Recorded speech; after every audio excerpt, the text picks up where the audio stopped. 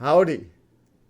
I am so pleased to have with me today long-term fan and implementer of game-based learning, Daniel Weber, or some people also call him Woody Weber, as he likes to be called. Woody, why don't you introduce yourself? Yes, I am lead humanities faculty at Lake Sumter State College in Claremont, Florida. It's just outside of Orlando. And I'm also adjunct faculty at Santa Fe College in Gainesville, Florida. I quickly, when I learned about game-based learning, I became very interested in it and have been using it just at Lake Sumter State College at this point. So tell me about your classes in which you're using games. Been using game-based learning inside the classroom since the spring 2020 semester at Lake Sumter. And the initial idea was part of my faculty research project that we do for what used to be called tenure, but we call it continuing contract. I'm going to be submitting the research actually upcoming in the fall. I think it's due in January. And so it's part of that project. And I initially had intended to use it in hybrid courses. So courses that are partially online with like one in-person meeting a week. COVID came along and kind of, threw some wrenches into that plan. But it's been within the Introduction to Humanities HUM 2020 course sections. Why did you start using games for your classroom? I was looking for project ideas. I wanted to do something different. We had these kind of first year faculty meetings where everybody was supposed to come up with their project. And a lot of the ideas were like, well, I'm going to change my exam that used to be on paper to it's online, or things just about changing an assessment here or there, some things like that.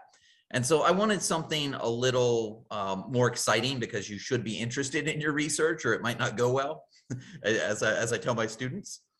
And so I've always been a video gamer. I started out with the ColecoVision. That should give you some sense of my age. And right now I'm finishing Elden Ring.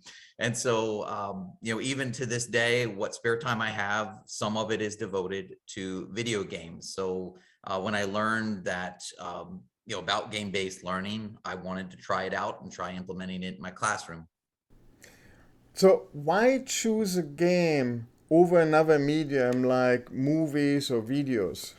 A good question. And I have learned, I've been teaching for a total of about 15 years now. And I've noticed that some of the traditional course content, what you might call a read-write modality, students struggle a bit with more. And they'll straight out tell you that, if you ask them what's your favorite book, they'll tell you something like Captain Underpants and say, I haven't read a lot since then. Or like, I read when I'm forced to read for school. And so they're not excited about a lot of the traditional content. And videos, I do use videos. I use recorded lectures for the hybrid courses, using Zoom and YouTube and things like that. And Canvas is our learning management system.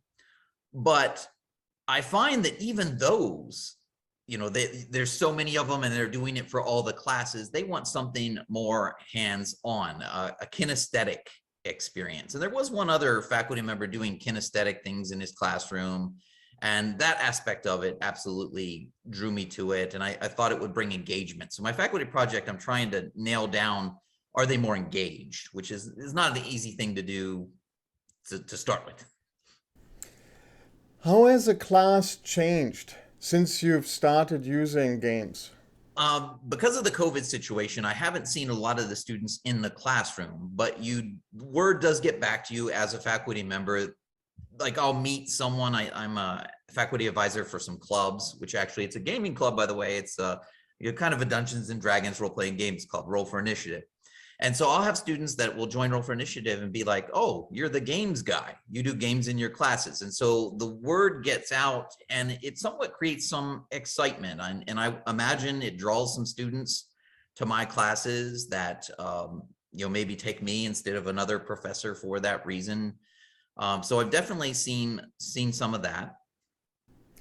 Do you use games in any of your other classes? And if not, why not?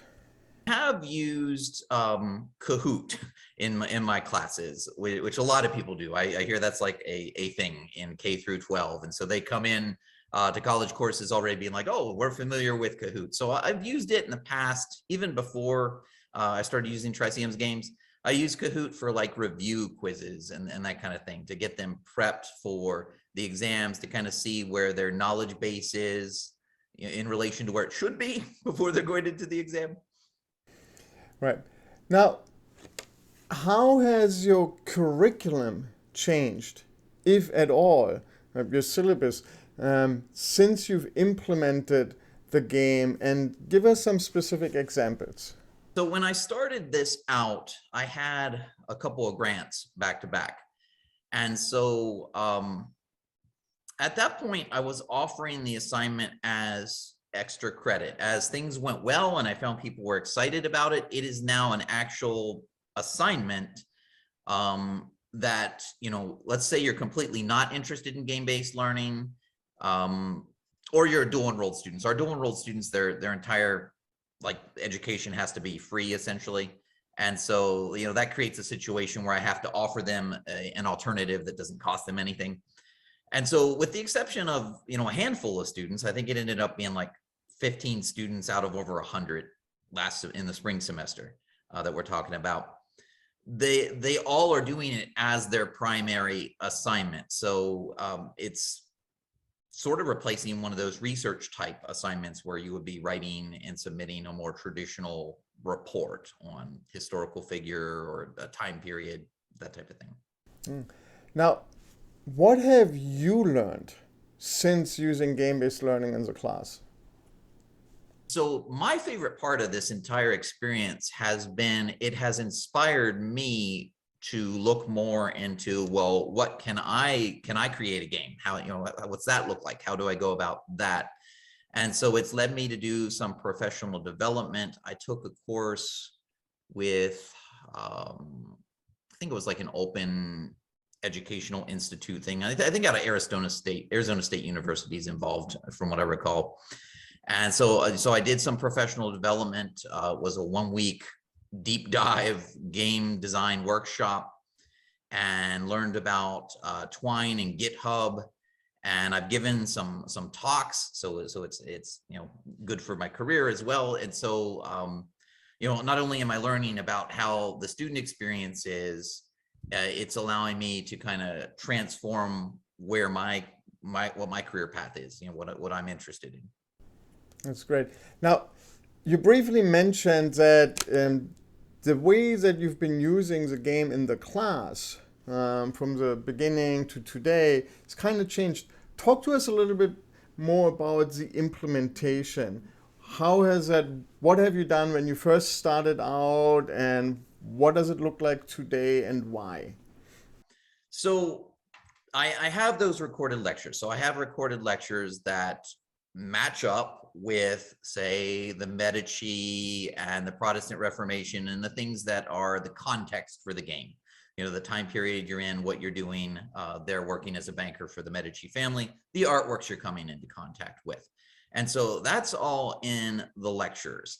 And so I've always had that component, and then I have the game component. And I've been real clear, even though it's been mostly online interactions, I've been real clear that the two are aligned. And if you want the best experience, you need to do the assignment, at the same time that you're kind of watching and learning the lecture material. Now we're going to be going back into, we're sort of everyone back into the classroom phase is this fall.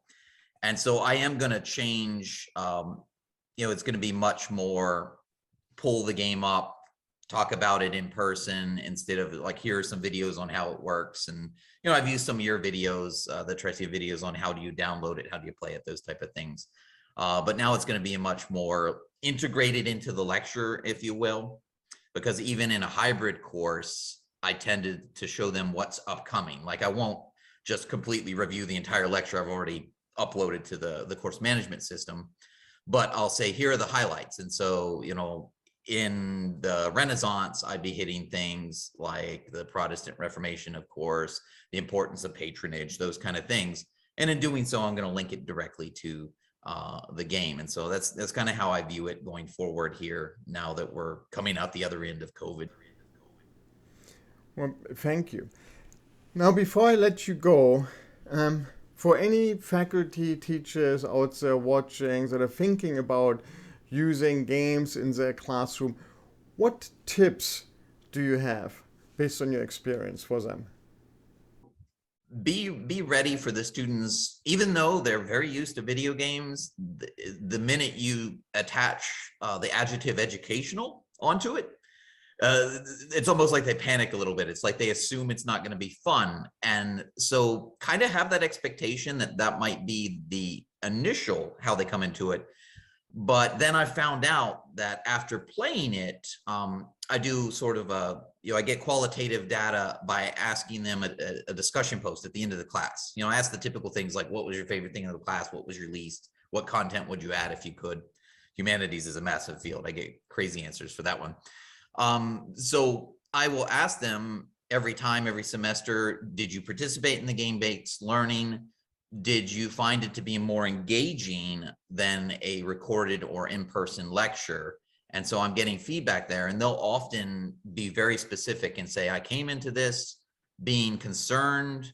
Sometimes they'll say, I'm a non-traditional student and I really haven't played video games and I expected this to be difficult for me and it wasn't. Or they'll say, I was concerned it was educational video games and I'm used to Call of Duty, and I still found it to be fun. And so just find that the initial mindset and opinion might change with your students over the course of the experience. So once you get through, say, 1 or 2 cycles or semesters, then the word kind of gets out. And then the students are more likely to come in kind of knowing, that there is an aspect of fun to it. Well, this is really fantastic, and I really like what you just said, the expectation from students, because I've seen the same thing, that when students hear educational games, like, oh, they have something in their mind that's like tedious and not fun, and then when they get in contact and get the opportunity to actually play a high quality educational games, because there's quite a few out there. From various different companies, it really can change their minds. Like, oh, okay, I didn't know that educational games could actually also be fun, not just some tedious, exercise, that's not fun. So thank you for sharing that. Thank you so much for your time today. Really, really appreciate it.